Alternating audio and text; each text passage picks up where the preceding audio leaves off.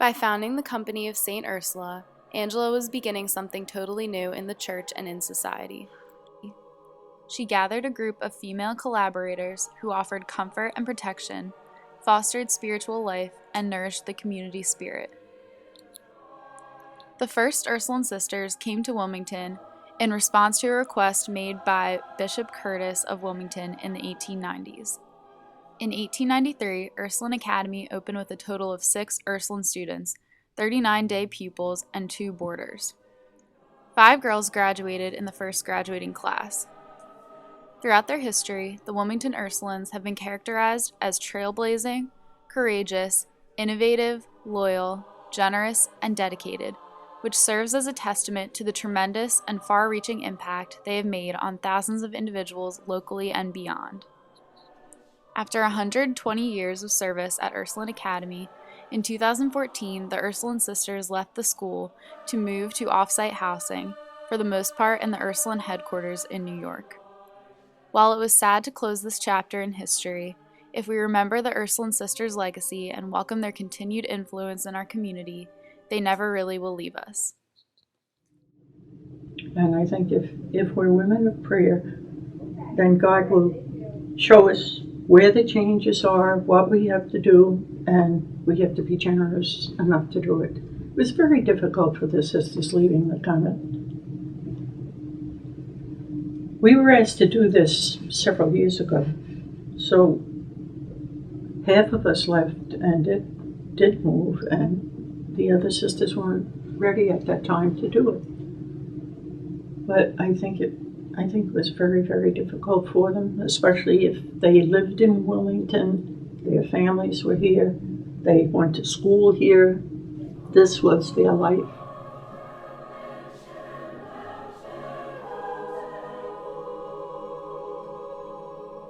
There were 35 sisters living in the convent when I went to school here. I graduated in 1970, and they were just wonderful, wonderful human beings. The Ursulines, you had to have a year or 2 of college before you entered the Ursulines, so they were really academically oriented, and I liked that. So it was their prayer life and their kind of academic orientation that appealed very much to me. Do you think that we were being educated enough about the nuns' impact on Ursuline? No, I don't. I think that we should delve much more into the history of the sisters here, what they did, because they really took over this school and built it up to what it is today. And many of the sisters who served here were quite remarkable women. One was the poet laureate of Delaware. One, Sister Frances de Sales, was recognized as the Science Educator of the Year several times here in Delaware. Many of the nuns have advanced degrees. All of them had master's degrees and 2 or 3 master's degrees. So they were quite well educated and were women of prayer and really lived the mission of the school. Nuns really cared for you as a person. That was something that I'm grateful to have in my education, is that I had teachers who really cared about us. And not only did they care about your intellect and your confidence, but they cared about your soul. There was so much that they taught us. It was almost like a second mother.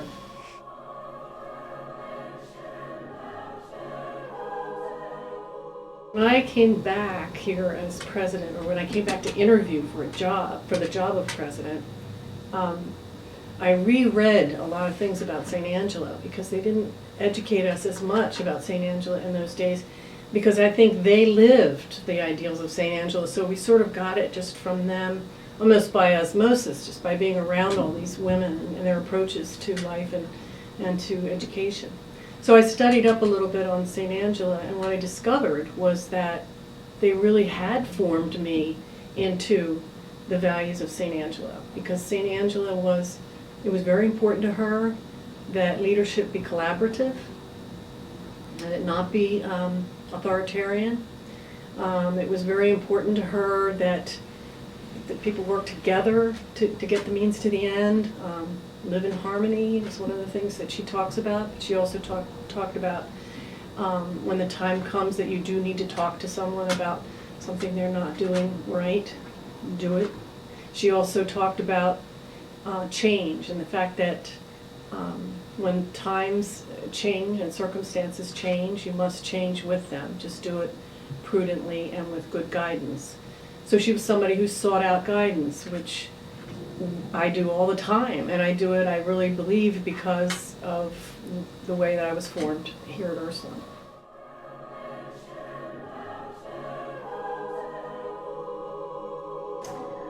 What is some advice you would give to students our age? I just think you're at a wonderful time in your life. I'm sure there are ups and downs, there's no doubt about it. But it's a wonderful, challenging time. And you being in an Ursuline school and really being imbibed with Serviam, I will serve. I would say to the students to take every opportunity in which you can serve your community, your family, wherever you're being called to do. And as women, to really look at your education and say, how is this education going to further me as a woman out there in the world? And what do I need to do along the road of education so that I can become the leaders, the leaven out there to help society. You're faced with a lot of challenges, there's no doubt about it. Many more challenges than when I sat in your seat we were faced with. And it's meeting those challenges.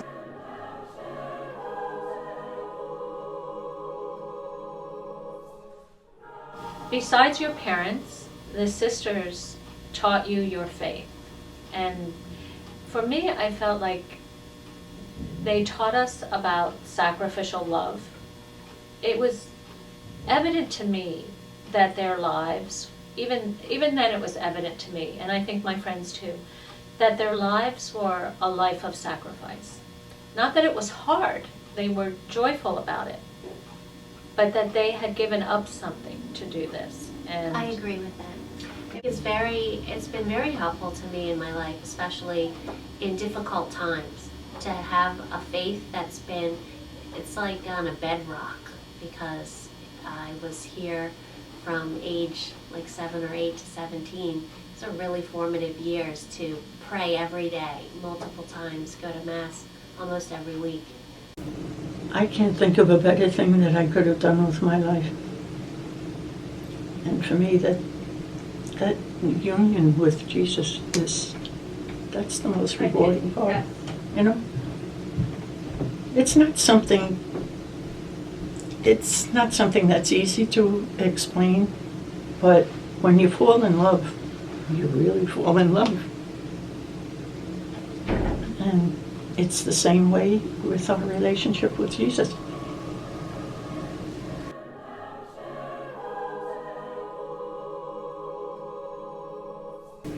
How important do you think community service is? Very important. I think it's very important, Carolyn. Yeah. Because we've been given so much. What else can we do except share that, and do whatever we can? But we feel called to do it, Pick up, it's the little things. It's not always the big important things where you get a medal on your chest for doing something, but it's seeing where the need is and going for it. Yeah.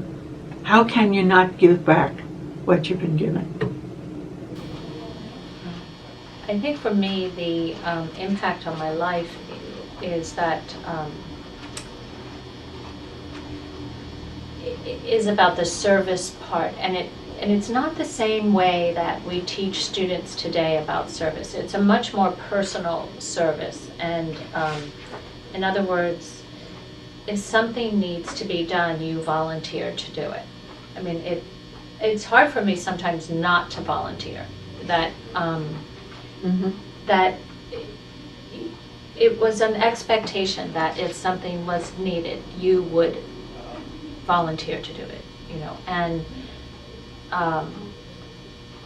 so that is something that stayed with me. Thank you for your willingness to carry on the spirit and to want to carry it on, because it's obvious that the desire is there, that you want to continue it. And, you know, it's obviously imbibed within you, and it shows. And to be able to carry out that spirit when you leave here. You know, sometimes it's easy when we're around maybe perhaps like minds and say, oh yeah, you know, but when we get out there into the world, what does it mean to carry out the Serviam honor, wherever you're called to be? And you can see from our alums how many of them are doing that right now. So you really have a treasure, and you have a heritage. You have a long, long-standing heritage. And I just want to say thank you for your willingness to carry it out.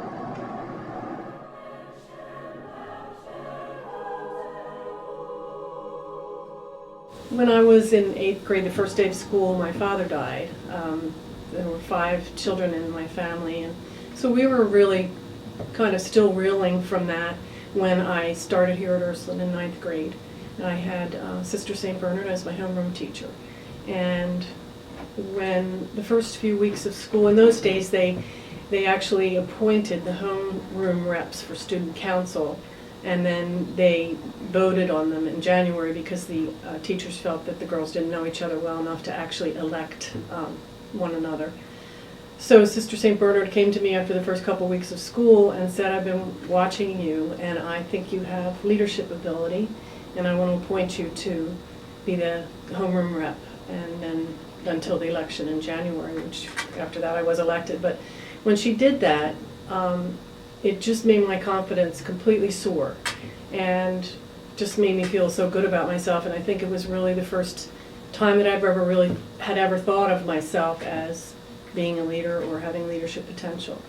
And she really kind of guided me after that as well. Anytime I had a tough situation I was dealing with on student council or even just in personal relationships, I would go to her and she would just either guide me through it with advice or sometimes just listen and ask me questions and help me make up my own mind. But she was really a powerful, powerful influence in my life.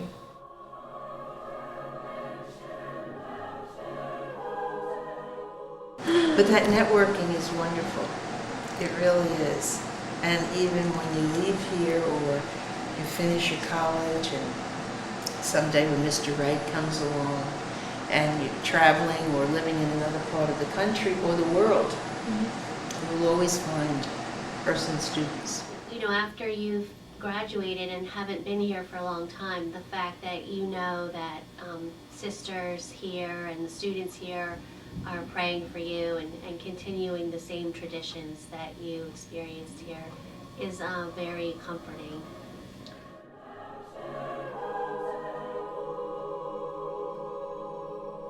God just loves you and created you and keeps you in existence. Always treasure yourself and have great, great respect for yourself. Is there any advice you would like to specifically give to the students of Ursuline?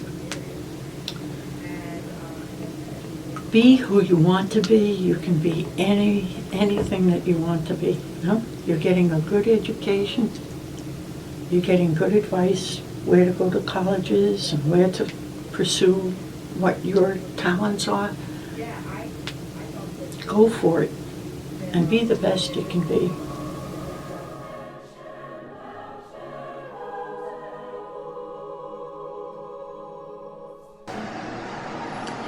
Do you have any favorite memories of Ursuline and staying here in Wilmington? I would say the great care and concern that people have for one another. The spirit that's here, a great spirit, and the history that is here, a long-standing history. You know, I was at the Mass, it was the Mass that was prepared for the sisters leaving. Yes. And one of the symbols that was brought up were lanterns and passing on the light. I was so touched by that. I really was. I was very touched by that because I said, they really get it. They really get it. The students, the faculty, the staff really get it. It's now being passed on. I thought that was such a beautiful, beautiful symbol. And one that I think brought a lot of peace to us in saying, it's in a good place. It's in a good place right now. In the words of Sister Jean Cashman, the history of the Ursuline community in Wilmington is a uniquely woven tapestry of shared lives brought together from different states and different countries at specific points of time. During these intertwined moments, life has been shared, prayers have been offered, tears shed, and laughter experienced. Great women have been brought together to further the kingdom, both as a community and individually. The foundation, both physical and educational, set by the Ursuline sisters over the past 120 years, has positively affected the lives of countless individuals and will continue for many years to come, thus securing their legacy as a fundamental part of Wilmington history.